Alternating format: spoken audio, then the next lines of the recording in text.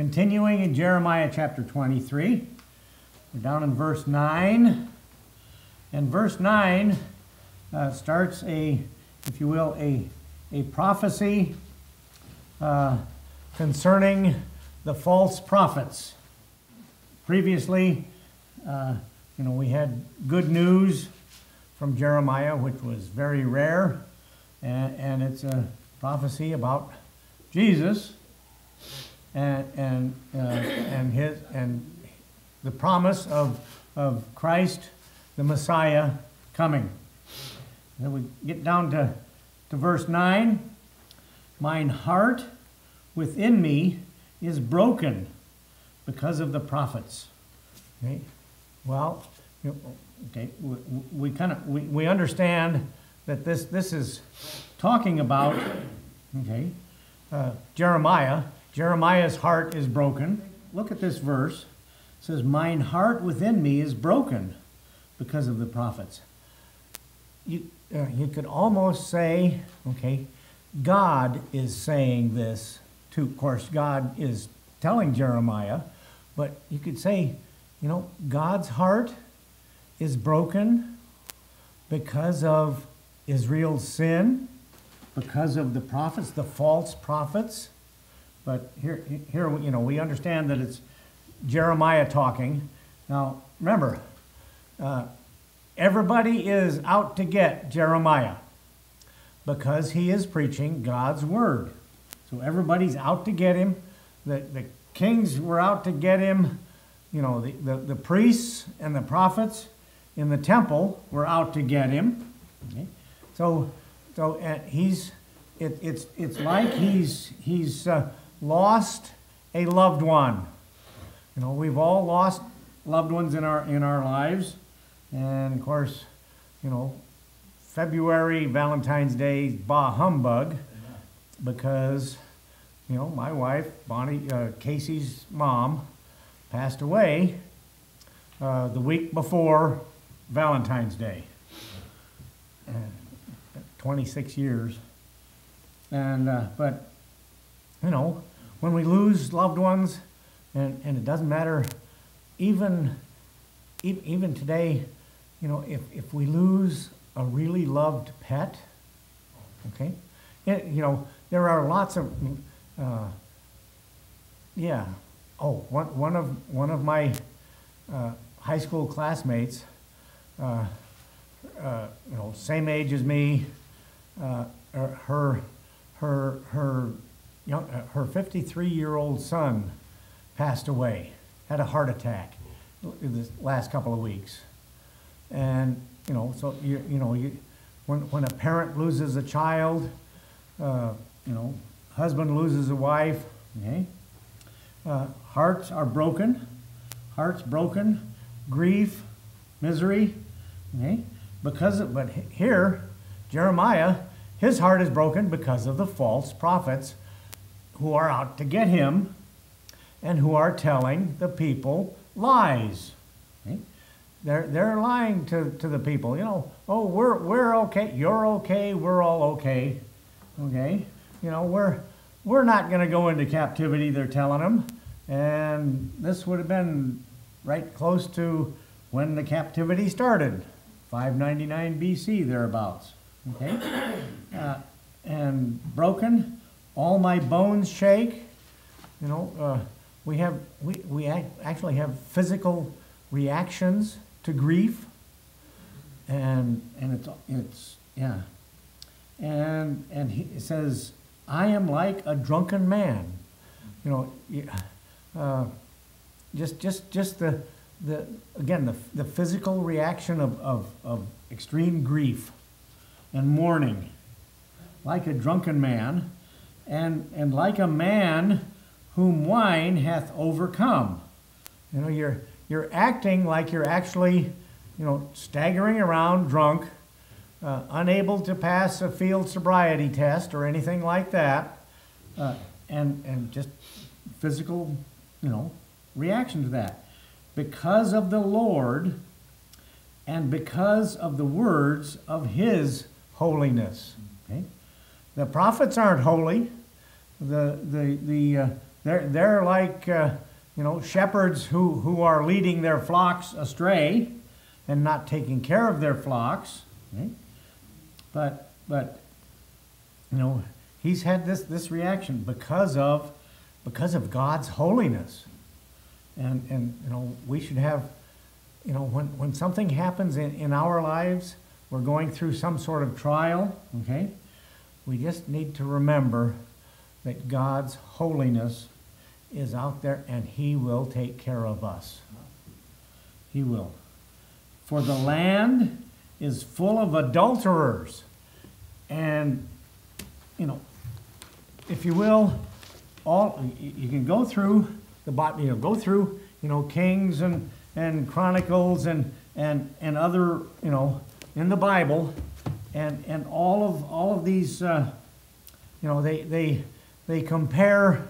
In Kings, I can't remember exactly where it is. Kings and Chronicles, they compare, Israel and Jerusalem, the whole nation, to and Samaria when the Bone brothers broke off and split up the northern 10 tribes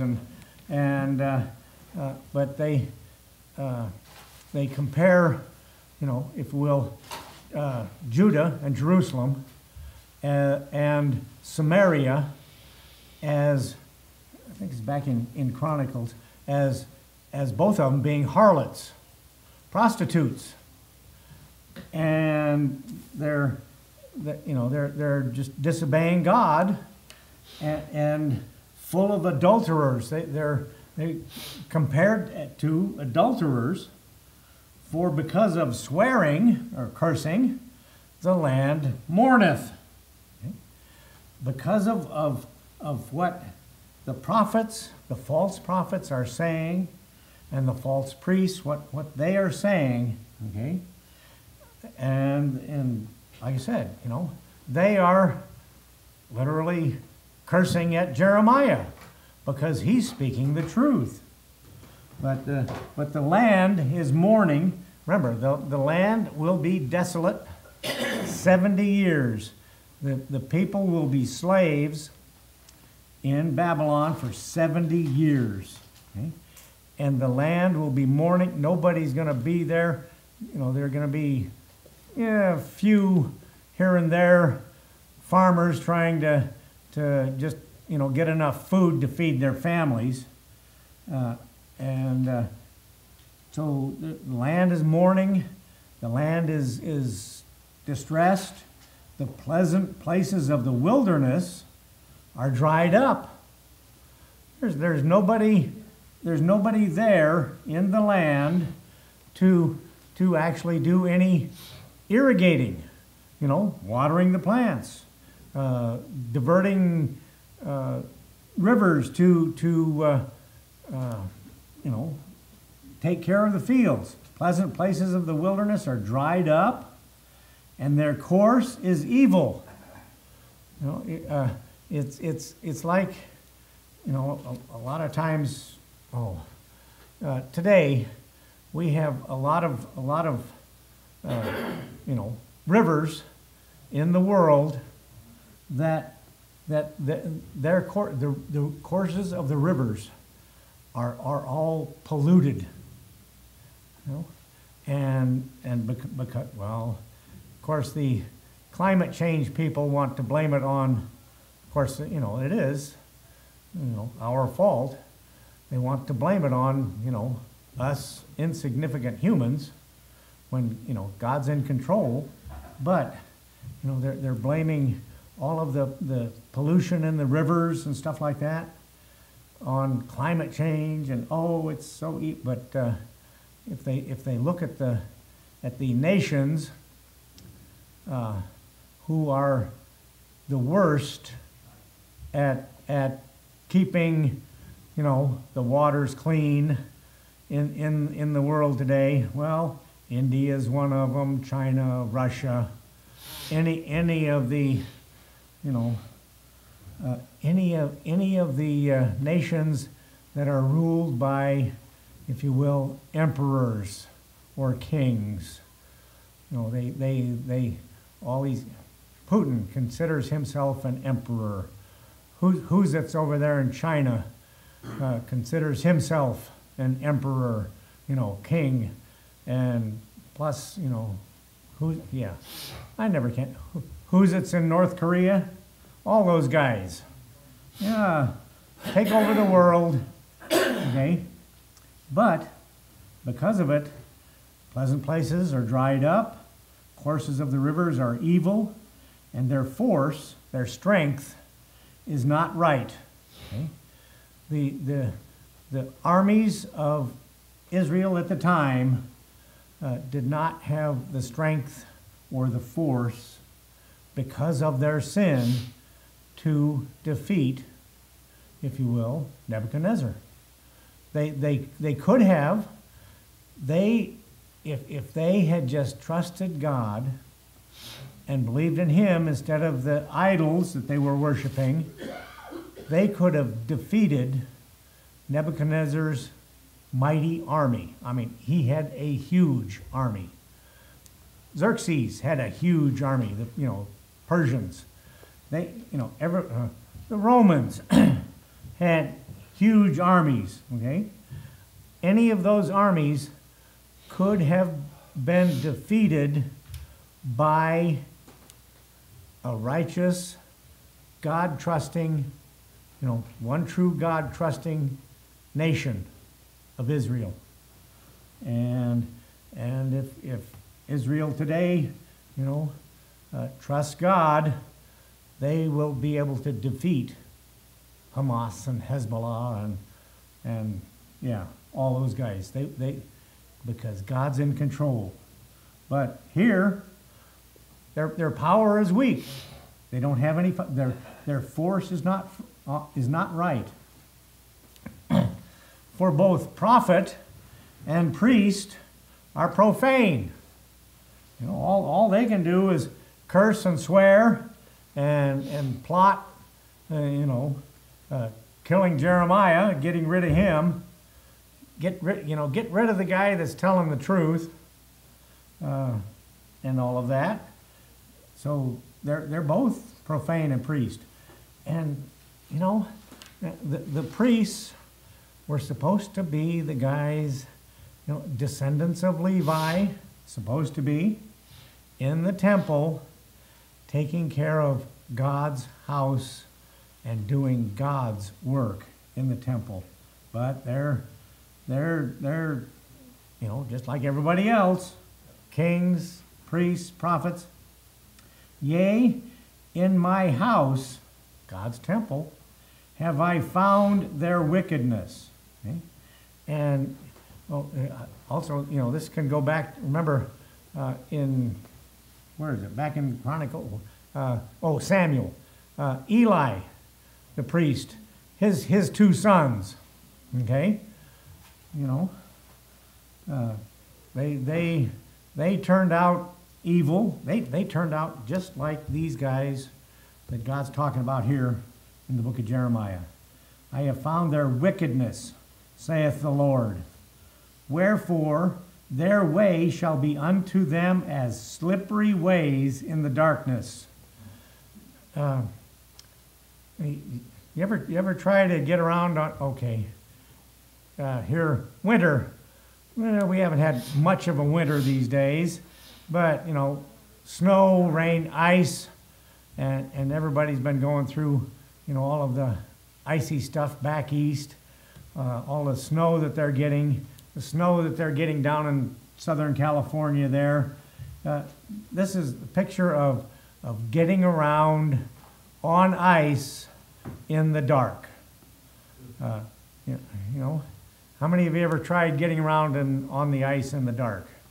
All of us have. Yeah. And that's, their way shall be as slippery ways in the darkness. They're on ice. They shall be driven on. Right? They're going to be, yeah. They're going, if they're going the wrong way, okay, if you will, God is going to push them that way. Okay? And they're driven on, they're gonna fall therein. They're gonna be like a lot of these drivers today, you know, trying to get over the pass in the winter, and they gotta be, you know, doing 70 miles an hour over the pass in the middle of winter, in the dark, with ice, and then all of a sudden everybody's, oh, why is I-90 closed over the pass? Because of, you know, everybody sliding off the road, and trucks going, you know, too fast and sliding off the road, blocking the roads. Oh, why is that happening? Well, because, you know, they're being driven on. They are, you know, think about it this way. Okay, you know, they tell us, okay, in the winter conditions, okay, you drive for the conditions, you slow way down, and they tell us, you know, that's safer way to, you know, drive safely. Well, they're in such a hurry that they don't care, and again, they're all over the road, and then they wonder, you know, somebody brand new whatever car, and he's driving too fast, and he slides off the road, and there are, you know, several nice places up there where if you slide off the road, you go, you know, down the cliff, and then they wonder, oh, gee, my brand new car is all destroyed. Okay. Oh, gee. Okay. My false prophet saying, you know, my prophesying is all destroyed. I'm dead. I'm a slave. The kings, I'm dead. I'm a slave. Okay. The prophets, I'm dead. I'm a slave. The priests, I'm dead. I'm a slave. Whatever. And they wonder why, gee, you know, the cops on the cop shows, the criminals wonder, oh, I'm innocent. I didn't do anything. Why did the cops stop me? Why did you stop me? You know, gee, they should realize why the cop stopped them.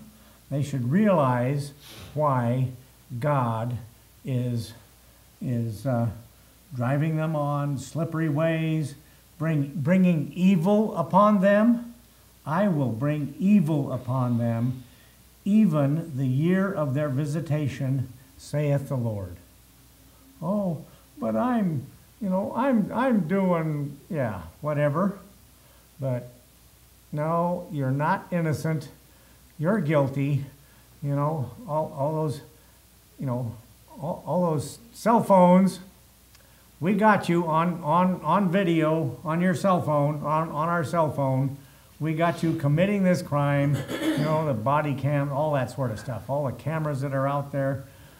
Well, God has cameras out there. God knows, and He sees it all, and hey, it's gonna be played back for us in the judgment seat of Christ. It's going to be played back, right? And we are not going to be able to say, I'm innocent, like these guys are saying here. They're even the evil upon them. And it's time for me to quit. So we start in verse 13 next week.